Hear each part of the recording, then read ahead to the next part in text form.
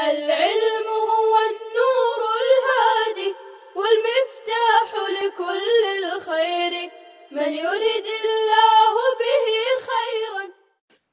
بسم اللہ الرحمن الرحیم. عبارت دیکھیے، فصل فی الصلاۃ فی السفینہ. یہ فصل کشتی میں نماز پڑھنے کے بیان میں. صلاۃ الفرض فیہا وہی جاریۃ قائدا بلا عذر صحیحۃ عند ابی حنیفہ رحمۃ اللہ علیہ بالرکوع والسجود. فرض نماز کشتی میں پڑھنا اس حال میں کہ وہ جاری ہو بیٹھ کر کے بغیر عذر کے صحیح ہے امام اعظم ابو حنیفہ رحمۃ اللہ علیہ کے نزدیک رکوع اور سجدے کے ساتھ.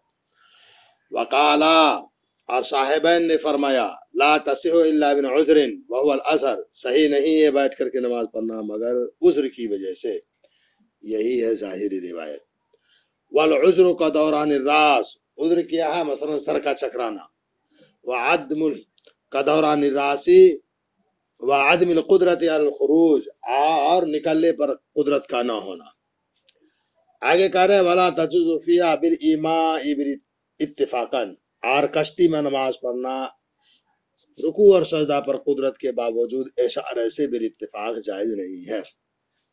یہاں سے کشتی کے اندر نماز پڑھنے کے بارے میں احکام کا بیان ہو رہا ہے. آپ یاد رکھیں، آپ کی کتاب والے کی عبارت جو ہے اس کے پیش نظر آپ یہ ذہن میں رکھیں کہ کشتی اگر چل رہی ہے تو صاحبین کا قول مفتہ بھی ہے، وہ یہ کہ بغیر عذر کے بیٹھ کر کے نہیں پڑھیں گے. چل رہی ہے کشتی، آپ کھڑے ہو کر کے رکوع سجدے کے ساتھ پڑھیے، اسی پر فتویٰ ہے. امام صاحب رحمۃ اللہ علیہ کا قول نقل کیا جاتا ہے کہ بیٹھ کر کے بھی پڑھ سکتے ہیں اگر عذر نہیں ہے تو بھی، لیکن یہ قول مرجوح ہے، مفتہ بھی قول نہیں ہے. دوسری شکل جو آگے آ رہی ہے، یہ کشتی چل رہی تھی، اس کا حکم آپ کے سامنے آیا. دوسری شکل جو آگے آپ کی کتاب فرمائیں گے، کشتی بیچ سمندر میں ہے. بیچ سمندر میں جب کشتی ہو اور بدھی ہوئی ہے تو اس میں آدمی نماز پڑھے تو کیا شکل ہوگی؟ تو آپ یاد رکھیں، بیچ سمندر میں کشتی ہے اور بدھی ہوئی ہے کسی چیز سے، تو دو شکل ہے، یا تو تیز ہوا کے تھپیڑے اس کو پہنچ رہی ہے یا نہیں، ہوا اس کو اچھال رہی ہے اس کشتی کو یا نہیں. اگر اچھال رہی ہے تو وہ چلنے کے درجے میں سمجھا جائے گا. چلنے والی کشتی کا جو حکم آپ نے پڑھا وہی درجہ اس کو بھی ملے گا. یعنی بغیر عذر کے بیٹھ کر کے نہیں پڑھ سکتے ہیں، رکوع اور سجدے کے ساتھ ہی پڑھیں گے. اور اگر ایسی ہوا تیز نہیں ہے کہ وہ اس کے تھپیڑے کے اوپر، ہوا کے دوش کے اوپر ایک دم اچھل رہی ہو، کودک رہی ہو، ایسا کچھ نہیں ہے، تب وہ کھڑے ہونے کے درجے میں، وہ کشتی ایسے سمجھائے کھڑے ہونے کے درجے میں، وہاں پر بالاتفاق بیٹھ کر کے نماز جائز نہیں ہے. امام صاحب بھی اب کہیں گے نماز بیٹھ کر کے نہیں پڑھ سکتے ہیں، کھڑا ہونا ہی پڑے گا.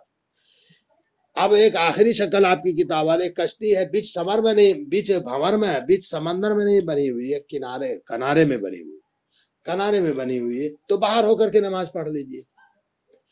اور کوئی عذر ہے، باہر نہیں ہو رہا ہے، باہر اگر ہو رہے ہیں تو کسی طرح کوئی پریشانی لاحق ہو رہی ہے، باہر ہو رہے ہیں کوئی جگہ پاک صاف ستھری ہم کو نظر نہیں آ رہی، تب مجبوری ہے، تب کشتی کے اندر پڑھنا ہی کوئی حرج کی بات نہیں ہے، کھڑے ہو کر کے نماز پڑھ لیجیے.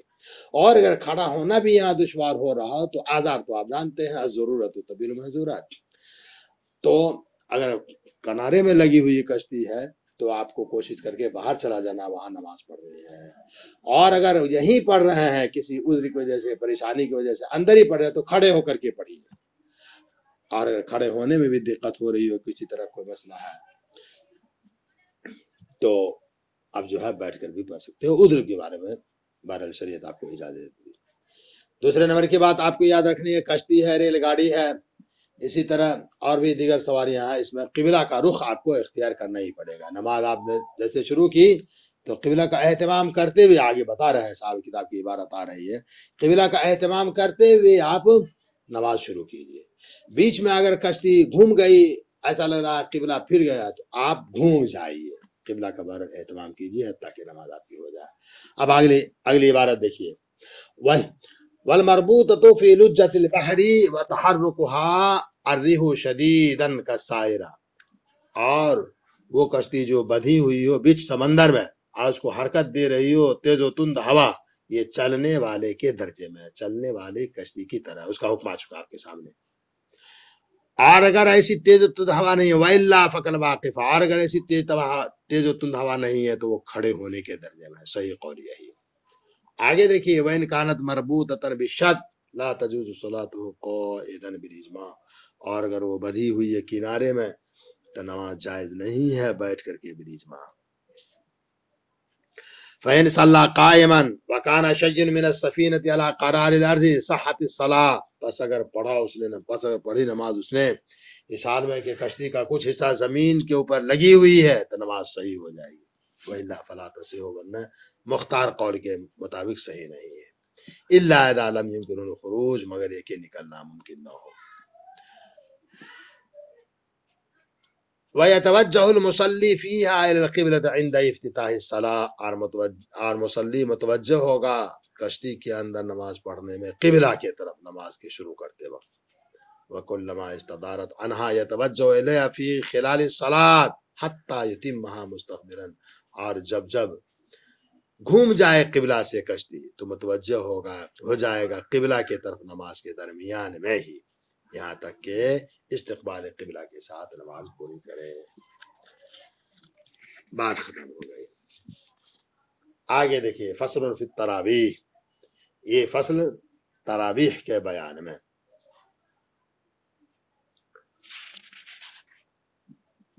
تراویح عبارت دیکھیے، التراویح و سنت للرجال والنساء وصلاتها بالجماعت سنت و کفایت۔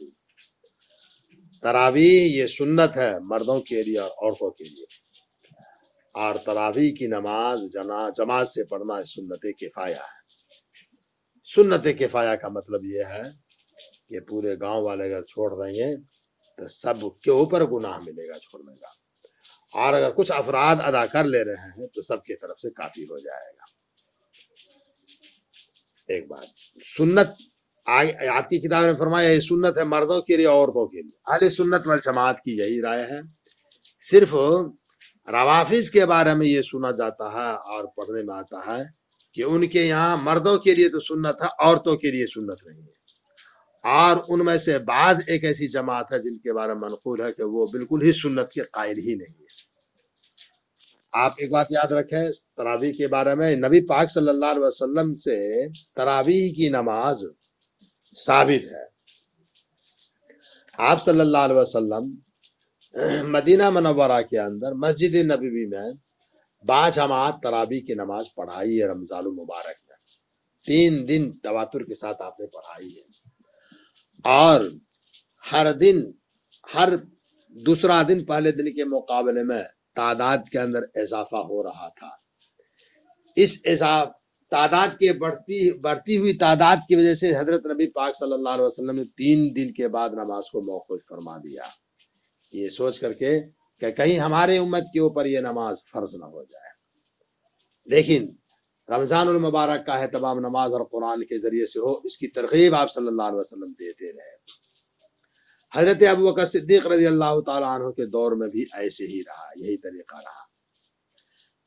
حضرت عمر فاروق رضی اللہ تعالیٰ عنہ کے دور میں آ کر کے جس شکل میں ہم لوگ نماز تراویح 20 رکعت ادا پڑھتے ہیں، یہ دور فاروقی کے کارنامہ ہے، حضرت فاروق رضی اللہ تعالیٰ عنہ کے زمانہ کی کارنامہ ہے۔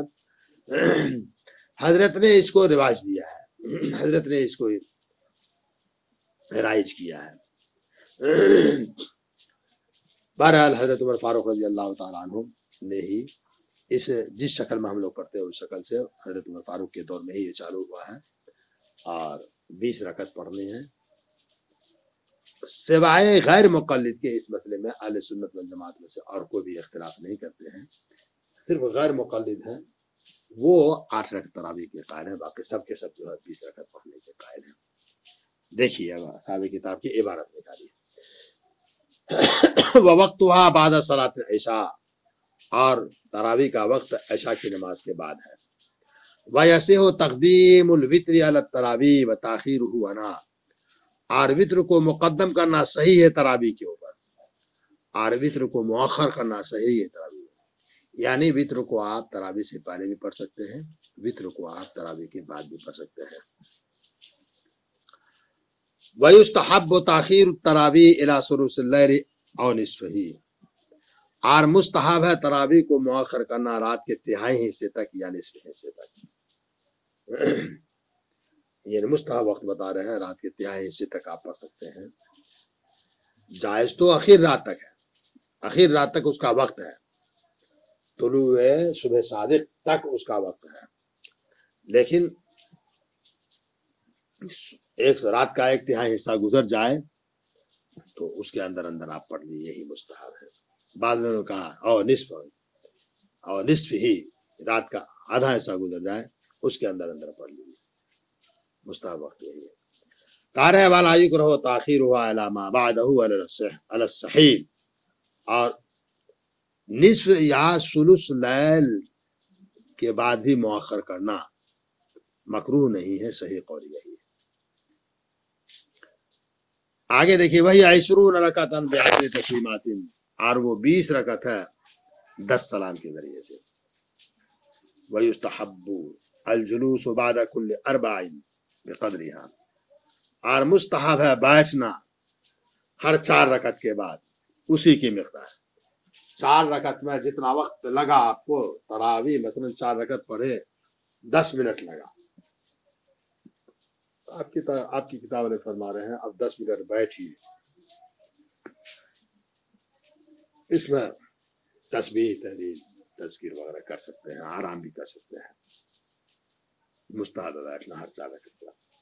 وقضا بین التربیحۃ الخامسۃ والوتر، اور ایسے ہی 5ویں تربیحہ اور وتر کے درمیان بھی بیٹھنا مستحب ہے، یعنی آخری تربیحہ جب ہے، 5ویں تربیحہ ہر 4 رکعت کے بعد تربیحہ ہے، تو آخری تربیحہ اور وتر کے درمیان بھی بیٹھنا اتنے ہی جتنا آپ کو تراویح وقت لگا ہے بیٹھنا مستحب ہے۔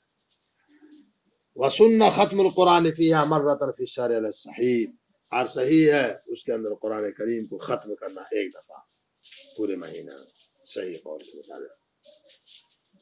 آگے کہہ رہے ہیں وَإِن مَلَّ بِهِ الْقَوْمُ قَرَأَ بِقَدْرِ مَا لَا يُؤَدِّي إِلَىٰ تَنْفِيرِهِمْ فِي الْمُخْتَارِ، اور اگر لوگ اکتا جائیں تو پڑھے اس مقدار میں جو ان کے بدکنے کی طرف مؤدی نہ ہو، جو ان کے بدکنے کی طرف پہنچانے والا نہ ہو، یعنی اگر لوگ اکتا رہے ہوں تو اس حساب کتاب سے پڑھیں کہ لوگ اکتائے نہیں،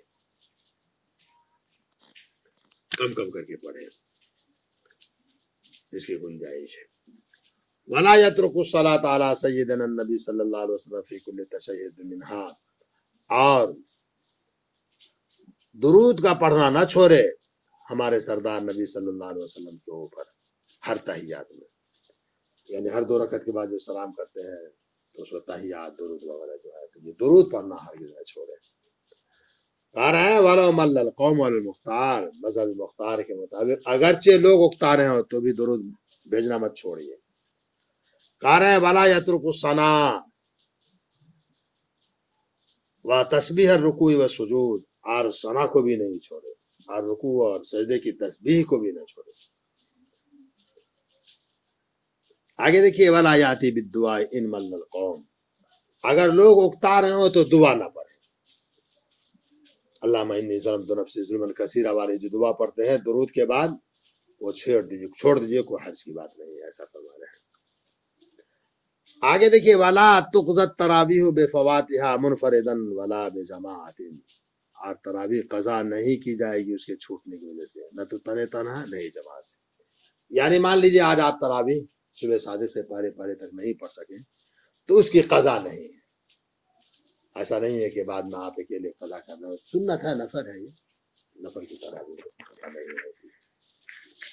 بات ختم ہو گئی، اب اگلا سبق انشاءاللہ آئندہ کریں۔ السلام عليكم، لا تنسوا الاعجاب بالفيديو والاشتراك في القناة تشجيعا لنا لنستمر بنشر المزيد إن شاء الله.